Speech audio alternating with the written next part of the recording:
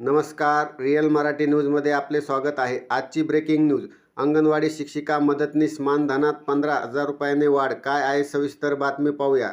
तत्पूर्वी आपण या चॅनलवर नवीन असाल तर असेच नवनवीन व्हिडिओ पाहण्यासाठी या चॅनलला सबस्क्राईब करा।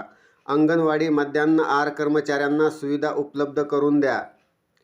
बेळगाव। लहान मुलांचे भविष्य उज्ज्वल व्हावे तसेच त्यांना सकस आहार मिळावा यासाठी झटणाऱ्या अंगणवाडी सेविका व मदतनीसांच्या वेतनात 15,000 रुपयांनी वाढ करावी व निवृत्त कर्मचाऱ्यांसाठी 3 लाख रुपयांची तरतूद करावी।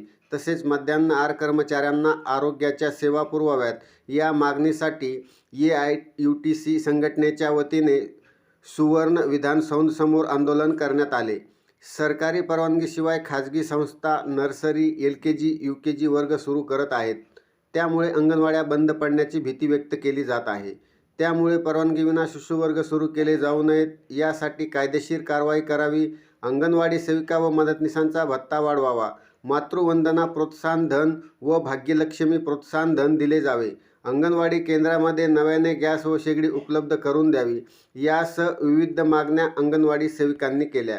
याचबरोबर मागील 24 वर्षापासून सरकारी आणि अनुदानित शाळांमध्ये मध्यान्ह आहार बनविणाऱ्या कर्मचाऱ्यांना किमान वेतन लागू करावे। विद्यार्थी संख्या कमी झाल्यास कर्मचाऱ्यांना कामावरून कमी करू नये। शाळांमधील अंडी सोलण्यासाठी प्रति अंडे 1 रुपया भत्ता मिळावा। 100 विद्यार्थी असलेल्या शाळेत केवळ 2च स्वयंपाकी असल्याने भार पडत असून अशा ठिकाणी किमान 3 मध्यान्ह आहार कर्मचारी नेमवावेत अशी मागणी निवेदनाद्वारे करण्यात आली।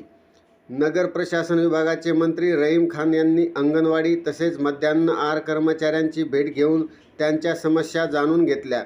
AITUCच्या 5 सदस्यांना संबंधित खात्यांच्या मंत्र्यांसोबत चर्चा घडवून आणून देऊ असे आश्वासन त्यांनी दिले। यावेळी विविध विभागाचे अधिकारी उपस्थित होते।